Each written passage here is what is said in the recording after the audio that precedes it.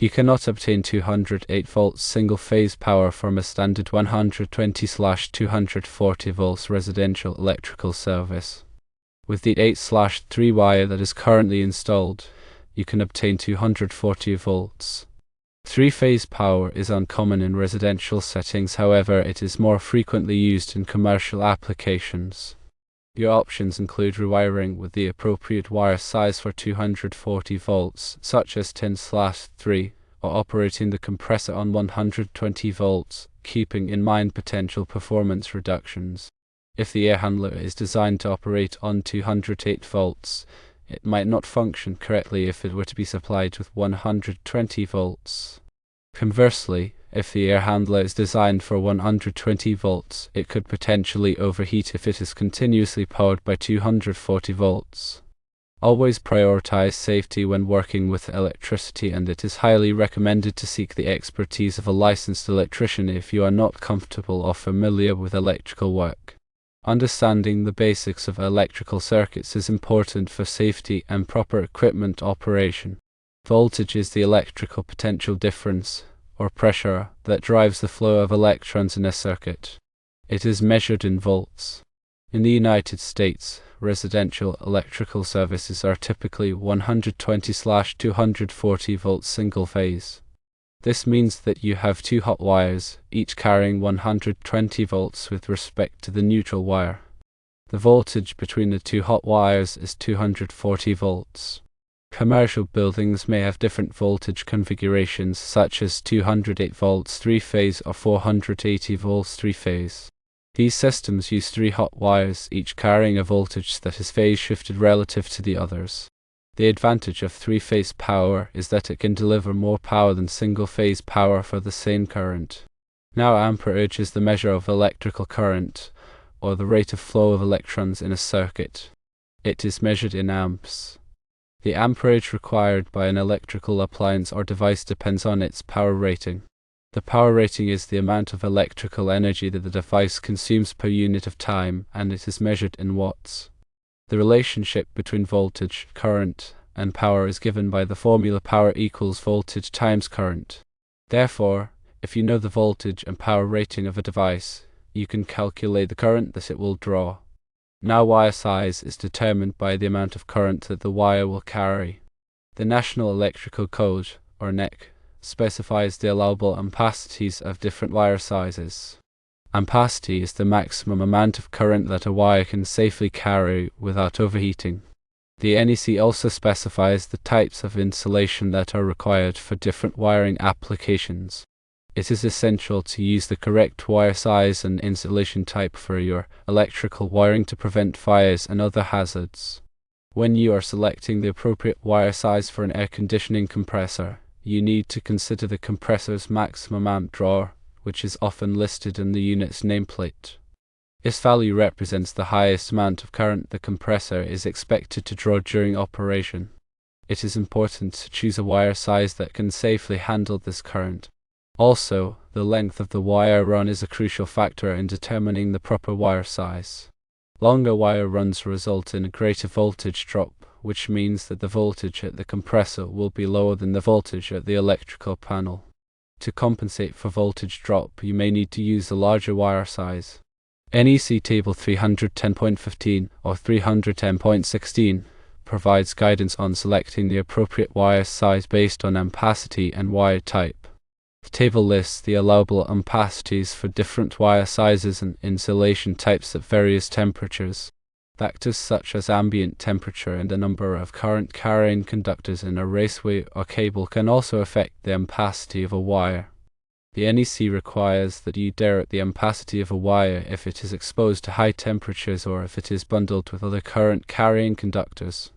It is important to consult the NEC to determine the appropriate dating factors for your specific situation.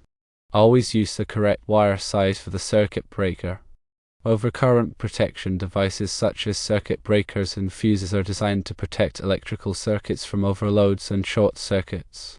It is important to choose a circuit breaker or fuse that is properly sized for the wire that is being protected.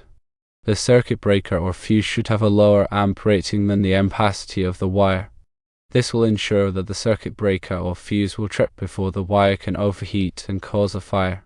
When selecting a circuit breaker or fuse, it is also important to consider the type of load that is being protected. Some loads, such as motors, can draw a large amount of current when they start up. This inrush current can trip a standard circuit breaker or fuse. To protect these types of loads, you may need to use a time delay circuit breaker or fuse. Time delay circuit breakers and fuses are designed to withstand short periods of high current without tripping. Now let's talk about wiring configurations. In a 120/240 volt single-phase system, there are two hot wires, a neutral wire, and a ground wire. The hot wires carry the electrical current, the neutral wire provides a return path for the current, and the ground wire provides a safety path for the current in the event of a fault. The voltage between each hot wire and the neutral wire is 120 volts. The voltage between the two hot wires is 240 volts. Most household appliances, such as refrigerators and washing machines, operate on 120 volts.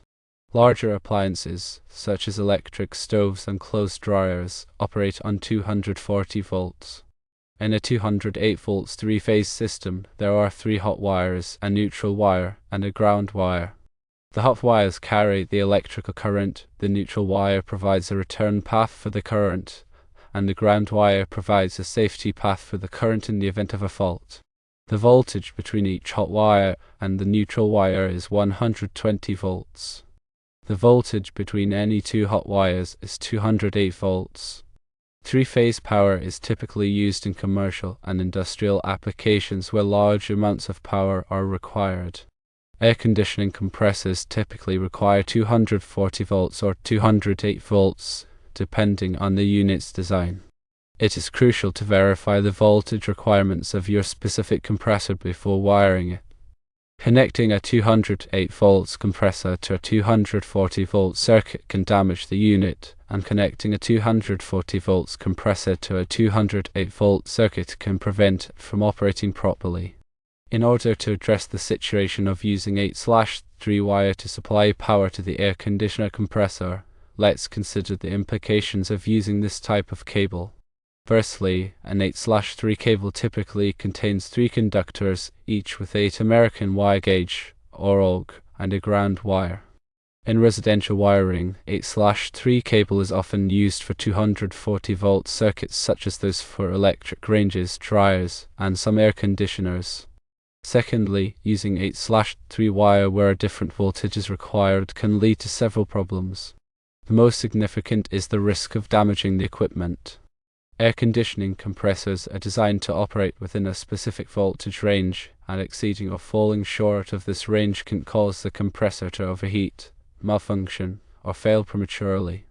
Thirdly, another problem with using the wrong voltage is that it can create a safety hazard. Overvoltage can cause insulation breakdown, increasing the risk of electrical shock or fire. Undervoltage can cause the equipment to draw more current, which can overload the circuit and potentially damage the wiring. NEC, the National Electrical Code, provides guidelines for safe wiring practices. It specifies the types of wiring methods that are permitted for different applications, as well as the minimum wire sizes and overcurrent protection requirements. It also includes requirements for grounding and bonding to ensure that electrical systems are safe and reliable. Therefore, consulting a licensed electrician is highly recommended. An electrician can assess your specific situation, determine the correct voltage and wiring requirements, and ensure that the air conditioner is properly installed in accordance with all applicable codes and regulations. Attempting to wire the air conditioner yourself without the proper knowledge and experience can be dangerous and could potentially void the equipment warranty. Remember, electricity can be dangerous, so always take precautions to protect yourself from electrical shock. Wear appropriate safety gear such as rubber gloves and safety glasses, and never work on electrical circuits when they are energized. If you are not comfortable working with electricity, then you should call a licensed electrician.